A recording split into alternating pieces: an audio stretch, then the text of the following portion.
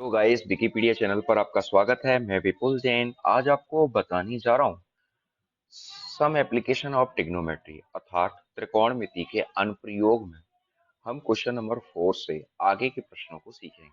हमने पिछली वीडियो में क्वेश्चन नंबर 1 और क्वेश्चन नंबर 2 क्वेश्चन नंबर 3 को सॉल्व किया था, तो देखते रहिए विकिपीडिया चैनल जैसे नहीं।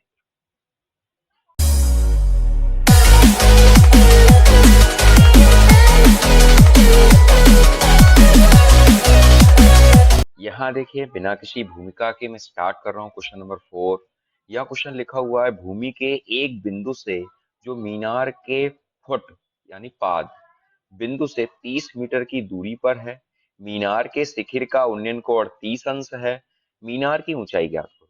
इंग्लिश में से रिपीट कर दे रहा हूँ। The angle of a elevation of the top of a tower from a point on the ground which is 30 meter away from the foot of the tower is 30 degree.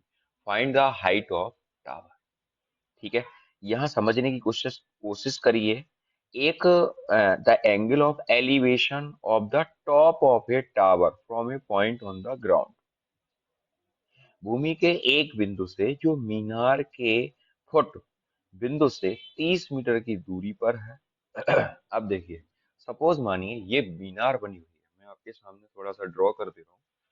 Suppose मानिए ये मीनार है आपकी, ठीक है, ये आपकी मीनार है। ठीक, यहाँ लिखा है भूमि के एक बिंदु से जो मीनार के फुट, मीनार का फुट, ये फुट है 30 मीटर दूरी पर। ठीक है, मीनार के 30 मीटर की दूरी पर मीनार के शिखर का उन्नयन कोण,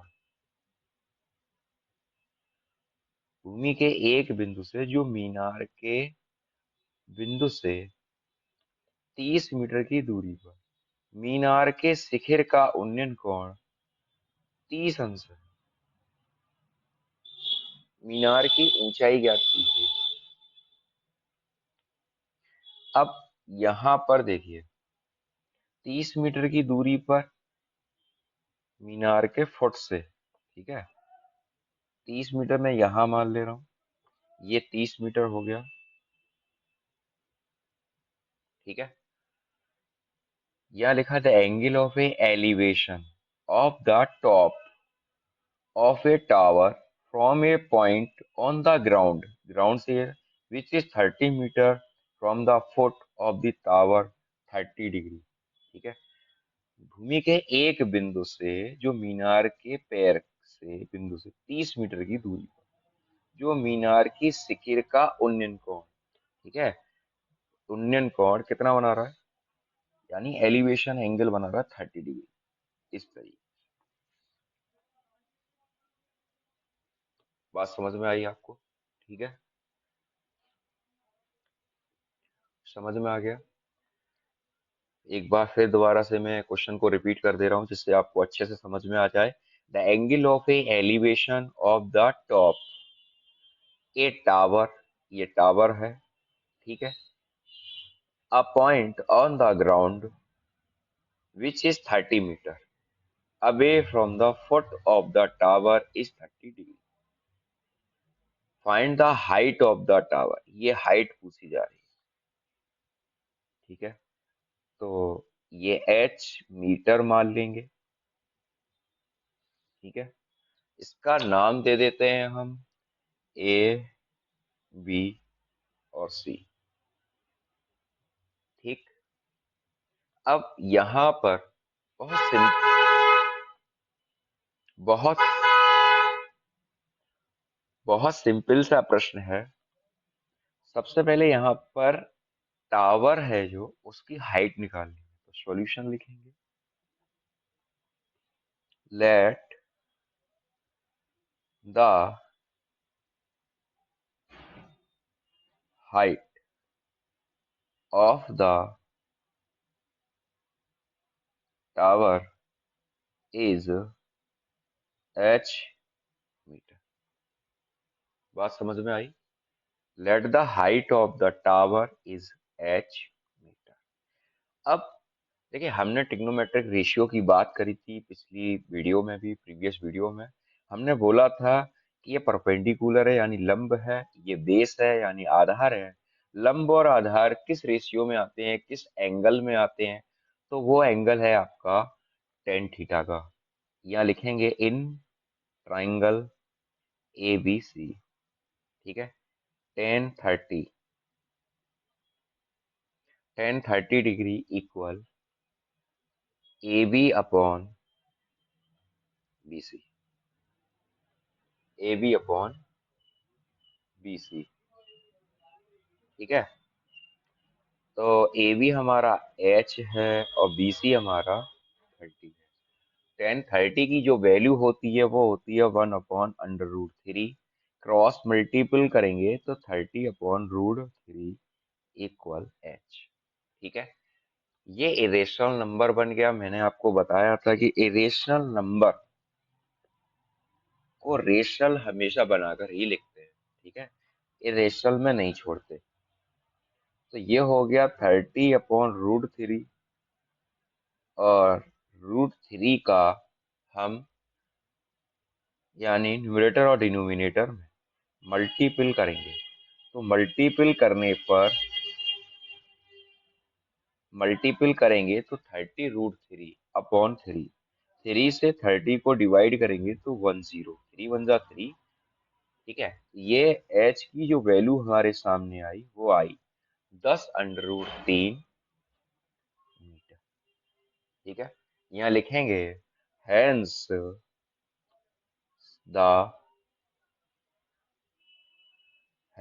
height of the tower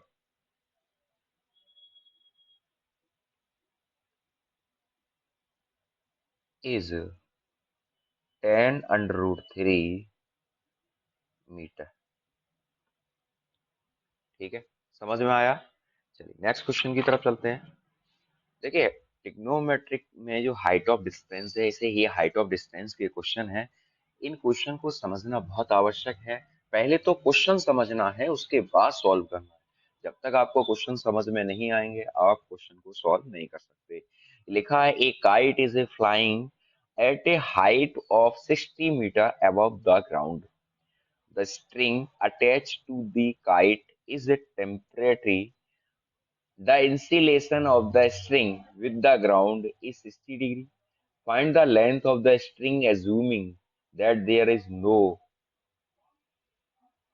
slack in the string. यहाँ देखिए, थोड़ा सा मैं हिंदी में इसको प्रोनाउंस नहीं, हिंदी में इसका ट्रांसलेट कर दूं। यहाँ लिखा हुआ है a kite is flying at a height of 60 metre. जमीन से 60 मीटर की ऊंचाई पर एक पतंग उड़ रही है, ठीक है। पतंग में लगी डोरी को स्थायी रूप से भूमि के एक बिंदु से बांध दिया है। भूमि के साथ डोरी का झुकाव 60 अंश है। यह मानकर कि डोरी में कोई ढील नहीं है, डोरी की लंबाई का, ठीक है। तो यहाँ पर एक काइट है, ठीक है, ये काइट है, ठीक, ये उड़ रही है। The a kite is a flying at a height of 60 metre. 60 metre की ऊंचाई पर वह उड़ रही है, ठीक है। थोड़ा सा जूम इन कर लूं, ये हो गया, ठीक है, 60 metre. A kite is a flying at a height of 60 metre above the ground. एक पतंग 60 मीटर ऊंचाई पर उड़ रही है। पतंग में लगी डोरी को अस्थायी रूप से एक भूमि के बिंदु से बांध दिया। सपोज मानो ये डोरी है, यहाँ से इसको बांध दिया है किसी कांटे से, ठीक है। यहाँ पर इसे बांध दिया है, ठीक, थोड़ा सा लंबा हो गया है, कोई दिक्कत नहीं है, ठीक। यहाँ से मैं इसको मिला दे रहा हूँ। इसका जो झुकाव है इस डोरी का 60 डिग्री, ये ज्ञात करना। डोरी की लंबाई निकाल, ठीक है। आपको प्रश्न समझ में आ गया? एक पतंग 60 मीटर की ऊंचाई पर उड़ रही है, उससे एक डोरी बंधी है, ठीक है। पतंग बिना डोरी के तो उड़ ही नहीं पाएगी, बिना डोर के।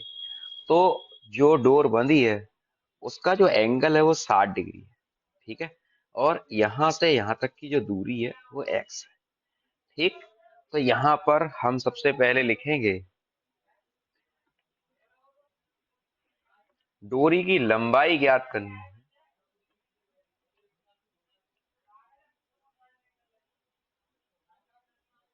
यहाँ लिखेंगे let the length of the string, let the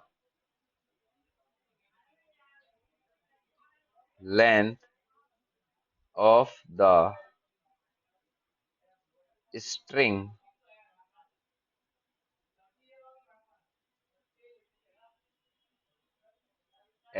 x metre, sorry,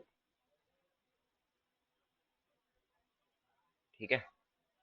अब यहां देखिए, परपेंडिकुलर यानी लंब और हाइपोटेनियस यानी कर्ण कौन से एंगल में आता है? साइन में, कॉस में, टेन में, सेक, कोसेक, कॉट। शायद आप समझ गए होंगे कि साइन में यह आता है कि परपेंडिकुलर अपॉन हाइपोटेनियस। तो यहाँ लिखेंगे, इसका नाम डाल दे रहा हूं A B C, in triangle A B C, ठीक है। टेन 60 डिग्री, वो सॉरी, टेन क्यों, टेन तो आएगा ही नहीं, क्या आएगा? साइन आएगा, sine 60 degree equal perpendicular upon hypotenuse, 60/x और 60/√3, ठीक है। तो ये हो गया x 60 × 2/√3, 60 × 2/√3 क्रॉस मल्टीप्लाई, रेशनलाइज करेंगे, रेशनल नंबर पहले से दिया हुआ है, ठीक है। तो ये हो जाएगा 60 × 2 × √3 अपॉन √3 का √3 मल्टीपल करेंगे तो 3 हो गया, 3 से 60, ये हो गया 40√3 मीटर, ठीक है। ये आ गया आपका x, ठीक। यहाँ करेंगे hence the length of the string is 40√3 metre, ठीक है। नेक्स्ट क्वेश्चन की तरफ चलते हैं। नेक्स्ट क्वेश्चन क्या है, पहले इसको समझेंगे क्या लिखा हुआ है।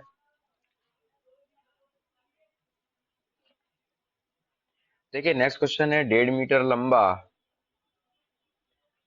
एक लड़का, 1.5 मीटर लंबा एक लड़का 30 मीटर ऊंचे एक भवन से कुछ दूरी पर खड़ा। जब वह ऊंचे भवन की ओर जाता है तब उसकी आंख से भवन के शिखर का उन्नयन कोण 30 अंश से 60 अंश हो जाता है। बताइए वह भवन की कितनी दूरी तक चलकर गया? बात समझ में आ रही है?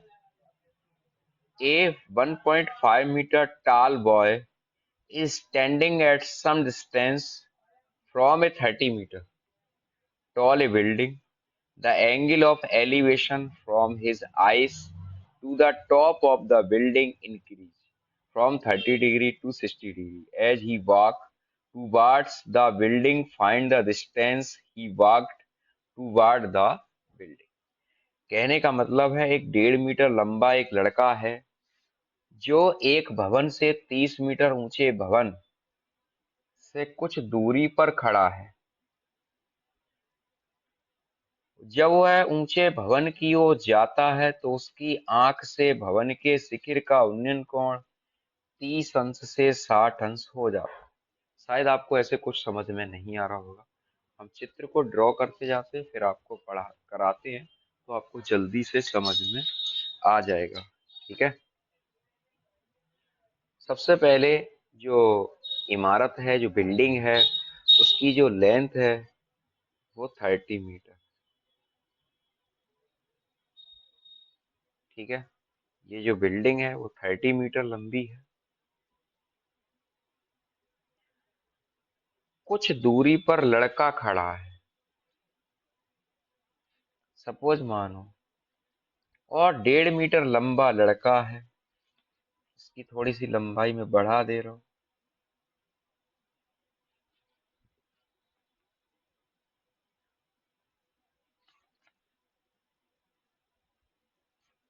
1.5 मीटर लंबा लड़का है, ये लड़का खड़ा है।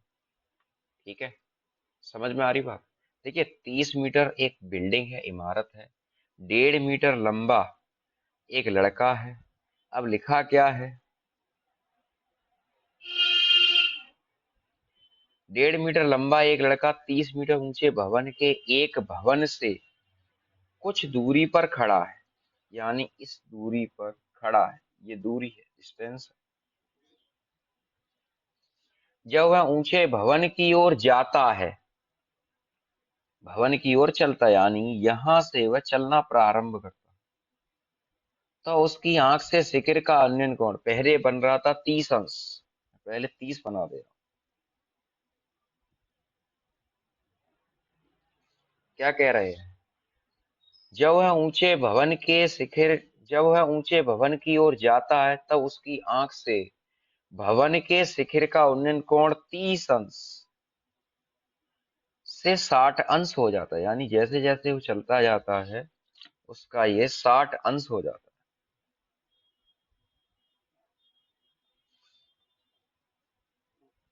ठीक है, 30 अंश से 60 अंश हो जाता है। ठीक, बताइए भवन से कितनी दूरी तक चलकर गया? ठीक, हमें निकालना क्या है? अब सपोज मानो ये दूरी x है और ये दूरी y है। ठीक है, ये x मीटर है, ये y।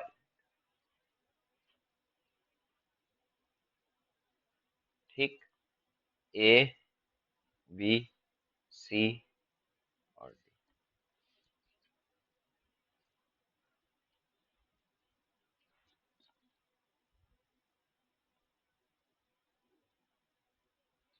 जब 1.5 मीटर लंबा लड़का है और 30 मीटर लंबी इमारत है, तो इमारत की लंबाई कितनी हो जाएगी?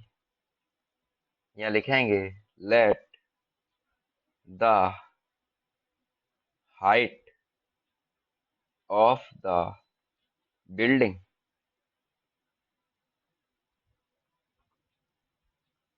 30 - 1.5। 30 मीटर की इमारत थी, 1.5 मीटर लंबा लड़का है, 30 में से 1.5 घटाएंगे, 28.5 मीटर। ठीक है, अब ये बिल्डिंग की लेंथ हो गई। ठीक है, यहां से यहां तक लड़का चला, वो x मीटर, यानी C D equal let x metre, B C equal y। ठीक है, ये हो गया।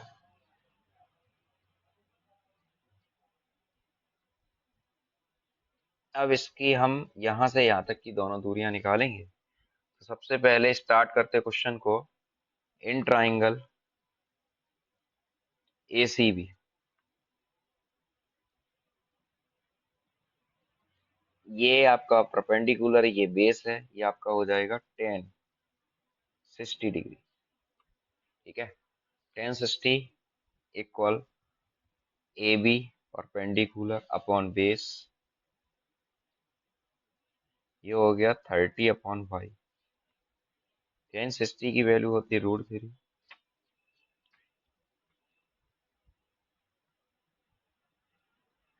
y equal 30/√3।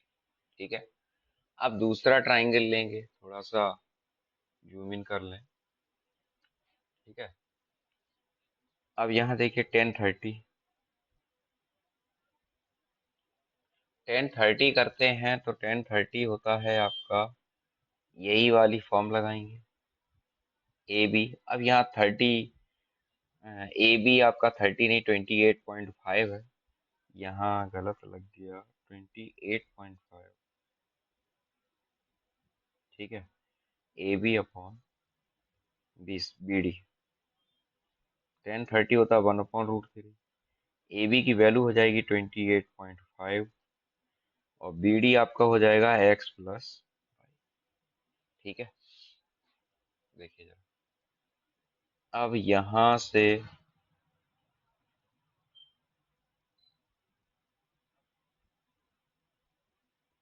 X plus y equal 28.5 root.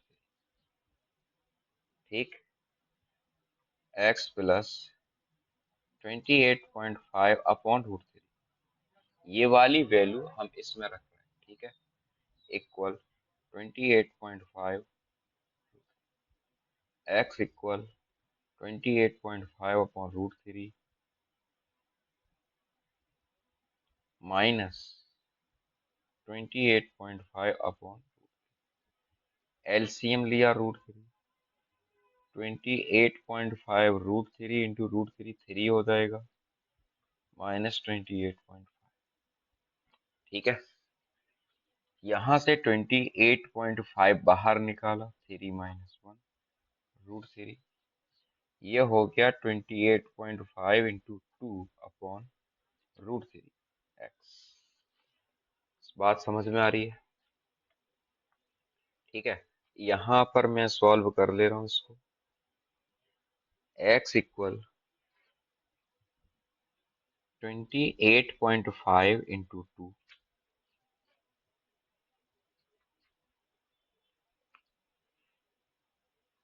28.5 into two upon root three upon implies that 28.5 into two upon three, तीन नेम 27 और तीन पंजे, दो पंजे 10, दो नेम 18 और एक, यानी x की वैल्यू 19 आ गई। इसको भी हम सॉल्व कर लेते हैं, root three upon root three. ठीक है, तो ये हो जाएगा 28.5 upon three into root three, तो थ्री थ्री 9.5, ये आ गया 9.5 रूट थ्री, बाई की वैल्यू, बाई इक्वल 9.5 रूट। ठीक है, बात समझ में आ रही है? ठीक, ये हमने सॉल्व कर लिया पूरा। यहाँ पर दोबारा से आप समझ लीजिए इसमें हमने किया क्या है। देखिए, एक लड़का है, 1.5 मीटर लंबा है, एक लड़का 1.5 मीटर लंबा है और एक भवन है जो 30 मीटर लंबा है। ये भवन यहाँ तक लंबा है। ठीक है, जब लड़के यहाँ से यहाँ तक लड़का खड़ा है, बिल्डिंग भी जमीन पे खड़ी है, तो पूरी 30 मीटर में से जब हम 1.5 मीटर को घटाएंगे तो ये 28.5 मीटर रह जाएगा। ठीक है, फिर इसके बाद जैसे जैसे लड़का यहाँ से चलना प्रारंभ करता है तो उसका जो एंगल है वो 30 डिग्री से 60 डिग्री हो जाता है। ठीक है, तो हमने यहाँ से यहाँ तक की दूरी x मान ली और फिर उसके बाद y मान ली। पहले हमने ट्राइंगल ये उठाया, triangle A B C, tan 60 लगाया, perpendicular upon base A B upon B C. यहाँ पर 28.5 होगा क्योंकि ये मेरे से थोड़ी सी मिस्टेक हो गई। ठीक है, 28.5 अपॉन बाई, टेन 60 की वैल्यू रूट थ्री होती, root three equal 28.5 upon Y. ठीक है, बाई इक्वल 28.5 रूट थ्री, ये आपका इरेशनल नंबर है। थोड़ा सा मैं जूम कर दे, ये आपका रेशनल नंबर है रूट थ्री। हमने यहाँ पर रूट थ्री का न्यूमरेटर न्यूमरेटर और डिनोमिनेटर में मल्टीपल किया, तो 28.5 इंटू रूट थ्री और रूट थ्री का रूट थ्री में मल्टीपल करा तो थ्री हो गया। थ्री से हमने 28.5 को डिडक्ट किया तो 9.5 आया, ये वैल्यू आ गई, y इक्वल 9.5 रूट थ्री। फिर हमने दूसरा ट्राइंगल लिया, इन ट्राइंगल, इन ट्राइंगल आपका ये वाला लिया जाएगा, देख लीजिए ए बी, पूरा A B D, A B D, ये हमने ट्राइंगल उठाया यहाँ पर, in triangle A B D. ठीक है, अब 1030 वही परपेंडिकुलर अपॉन बेस, तो ये आपका जो बिल्डिंग की लंबाई थी वो 28.5 हो गई। बी डी आपका पूरा लिया जाएगा एक्स प्लस वाई। ठीक है, फिर यहाँ पर हमने इसको सॉल्व किया है, one upon root three, 28.5 X plus Y. ठीक है, बाई की वैल्यू जो निकल के आई थी, ये निकल के आई थी पहले स्टार्टिंग में 28.5 रूट थ्री, मैंने वही यहाँ पर रखी है। हाँ, फिर ये रखा, फिर इसको हम राइट हैंड साइड में ले गए, माइनस का हो गया 28.5 √3 -2 28.5 √3, ठीक है। यहाँ पर हमने एलसीएम लिया 1, 28.5 है वैसा के वैसा √3 का √3 मल्टीपल किया तो 3 हो गया -28.5। हमने 28.5 को कॉमन लिया 3 - 1, तो ये वैल्यू हमारे पास 28.5 2/√3 हो गई।